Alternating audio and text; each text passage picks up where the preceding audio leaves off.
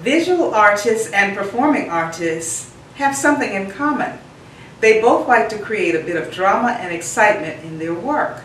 They often do this through the use of Chiaro Scuro.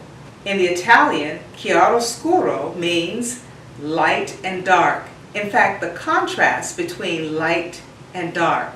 Chiaro meaning bright, light, or having clarity, and scuro meaning obscure or dark. Today we will feature two artists, one performing artist and one visual artist, who will talk about and demonstrate the use of Chiaro Scuro in their work.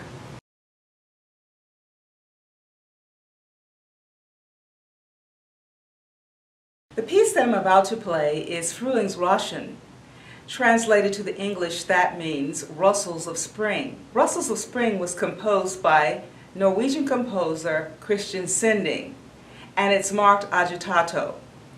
When I reflected upon that term agitato, I realized also that Chopin's Fantasy Impromptu is marked allegro agitato.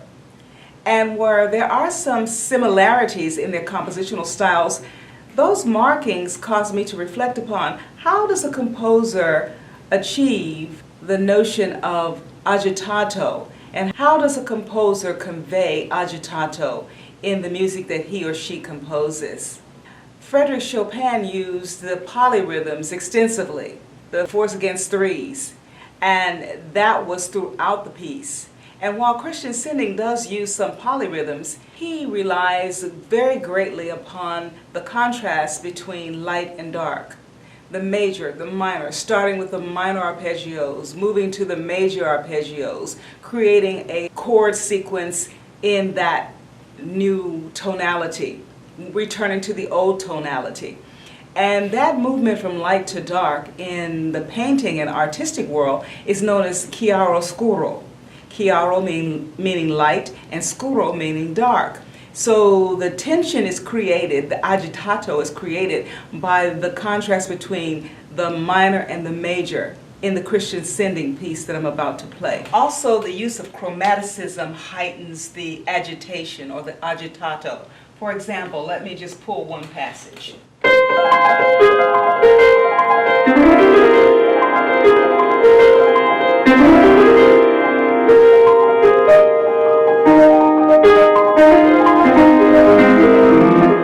An example of how the composer Christian Sinding uses chiaroscuro in order to create agitation. So I hope as I am performing the Rustles of Spring that you will be able to feel the agitato and then become more aware of chiaroscuro in music compositions. Frühlingsrauschen, Rustles of Spring, written by Christian Sinding. Enjoy!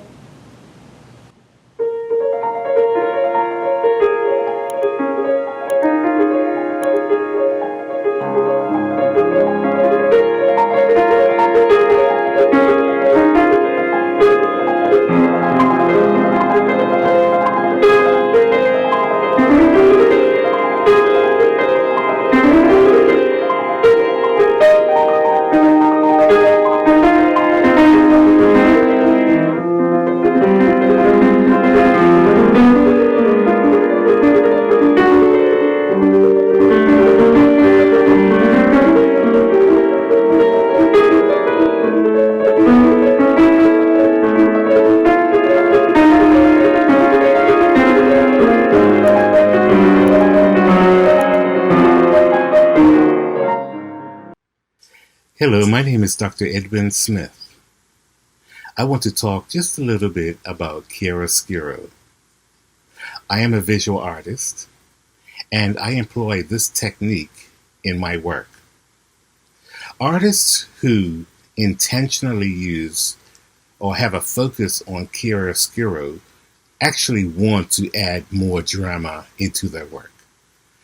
This is a concentration on lighter lights and darker darks, a full range of values, a movement from as dark as you can get to as light as you can get. This is not a new thing. Renaissance artists such as Da Vinci used chiaroscuro. In fact, I'm thinking even before him that there were Northern European artists who did. But and beyond the Renaissance, with Baroque artists, especially Baroque artists, where you have Rembrandt and Caraviccio, who used large dark areas in their work to isolate lighter areas, to draw your attention there, and manipulation of the audience. I like to do that in my work. I want to plan my compositions in such a way that the audience is moved around. I will give you one example of one of my pieces. Instead of showing you one that is acrylic and charcoal, which I normally use, and with mixed media, this one I'm going to show you has been made with a common household item, duct tape. This particular one is entitled Transience, and it's approximately 14 feet wide and about 8 or 9 feet high. It was on display at the Bermuda National Gallery. In this work, you can see it's on a white wall. You cannot get lighter than white. There is black tape, and then you have, or I have placed there, a silver gray that serves as a middle value. Has a polarizing effect. In this composition, there are 3 dominant individuals in a semicircle, and as we approach the work, we complete the circle. And it's as if we have joined in the conversation. Around the room, we can see that there are other individuals as well. And this piece, entitled Transient, really refers to a fleeting moment. We're here together now speaking, and a moment from now, we'll have gone our separate ways.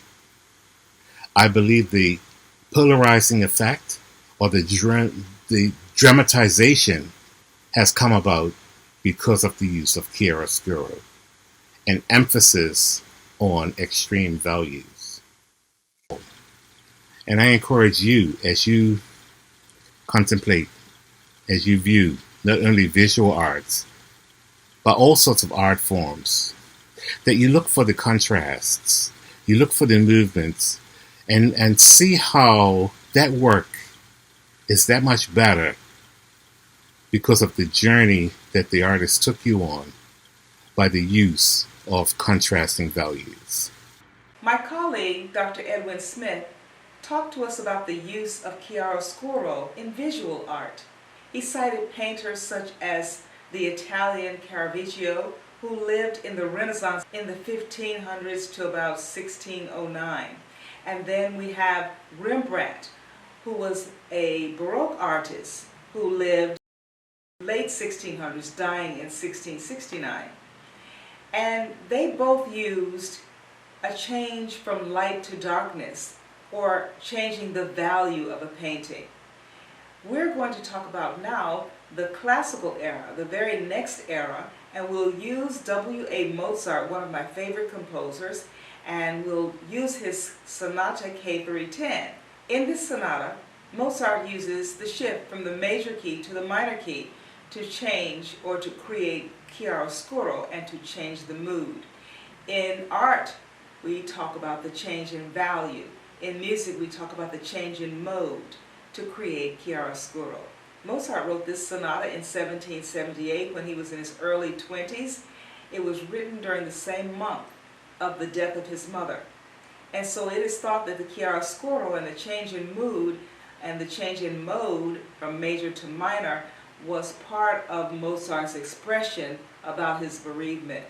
We'll try to put a few tags on screen to show you where A major music is being played and where the shift to A minor does come. Enjoy.